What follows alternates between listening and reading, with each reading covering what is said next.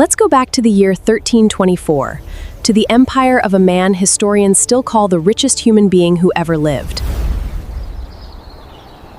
His name was Mansa Musa, and his wealth was so vast, historians today still can't put an accurate number on it.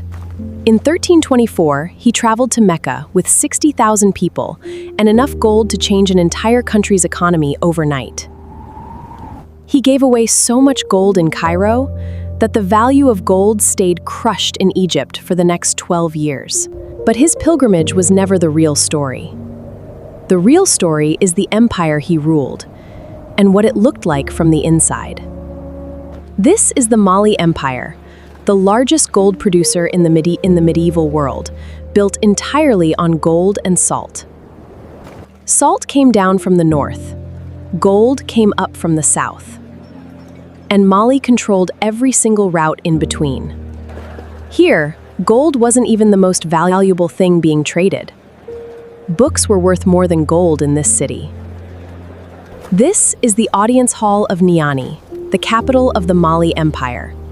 Contemporary writers called it an admirable monument. This is Timbuktu. At its peak, this city held over 800,000 manuscripts and educated scholars from across 3 continents. But knowledge wasn't the only thing this empire was famous for. Let's go see where the real power actually lived.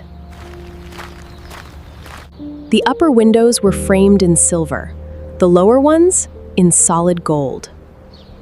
This wasn't just a palace. It was a statement. Inside, a courtyard held a lush private garden, a rare luxury in a region defined by dry, unforgiving terrain. At the far end of this courtyard sat the emperor's throne, carved entirely from black ebony and elephant ivory. Whoever sat here didn't need to raise their voice. A servant held a giant umbrella above their head, shielding them even from the sun itself. Nobles here didn't carry ordinary weapons either. Some carried swords and staffs forged completely from solid gold. Every object here was designed to say the same thing, without a single word. This empire had more gold than anyone could imagine. These court musicians and storytellers were called griots. Their job was to memorize and preserve the empire's entire history. No written records here. Just memory, rhythm, and generations of storytellers keeping this empire's history alive. But a palace only tells half the story. Let's go see how Orden actually lived in this empire. This building looks completely ordinary. Most people passing by would never guess what's actually stored inside it. This is the empire's imperial treasury. By law, every single raw gold nugget found in Mali belonged only to the Mansa himself. Ordinary people were never even allowed to trade in nuggets. Every nugget was exchanged for an equal value in gold dust instead. It was a brilliant system. Nuggets stayed locked away here, while dust kept the entire economy moving safely. But here's what almost nobody expects. Even the Mansa himself didn't actually know exactly where all this gold came from. Gold traders followed a silent ritual. They left gold at a marked spot, then withdrew completely out of sight. Other traders would then leave salt beside it, never negotiating face to face, never even meeting. This secrecy protected mines for centuries. Whoever controlled the mystery controlled the entire trade route. An empire built on unimaginable wealth, and its own ruler never fully controlled where that wealth actually came from. So if the gold source was a mystery even to the king, imagine what daily life looked like for everyone else here. This outer room was just the entrance. What's actually behind this door is what people really want to see. This is it, an entire room filled floor to ceiling with the personal gold reserve of Mansa Musa. Historians still argue over the exact number, but many believe this single stockpile would be worth over $400 billion today. To put that in perspective, That's more than the combined wealth of some of today's richest billionaires, sitting in a single room. Every single ounce that left this room was tracked, taxed, and recorded by the empire's own officials. And this was just one storeroom, in one city, in an empire that stretched further than most people could travel in a year. Step outside, though, and none of this wealth was visible at all.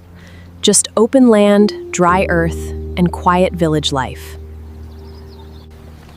This is what most of the empire actually looked like. Simple mud brick homes, dirt paths, and a rhythm of life built around the land itself. For most people here, wealth wasn't gold at all. It was grain, cattle, and a good harvest season. One room stacked with more gold than most nations hold today. Just a short walk away, a family grinding grain by hand. Cotton grown along the river here was spun and woven into cloth that traveled across the entire trans-Saharan trade network. Blacksmiths held a respected, almost sacred status in this society, passing their craft down strictly through family bloodlines. After returning from his pilgrimage, Mansa Musa didn't just bring back gold stories. He brought back an architect. This is the Jingureber Mosque, built in 1327, made entirely from earth, straw, and wood, and it's still standing today. Musa brought this architect all the way from Andalusia and paid him an almost unbelievable sum, entirely in raw gold. Inside, this space could hold up to 2,000 people at once, all facing the same direction in prayer. This same site quickly became a center of learning, teaching mathematics, astronomy, and religious study for centuries. A gold-funded pilgrimage built more than just personal glory. It built an institution that outlived the empire itself.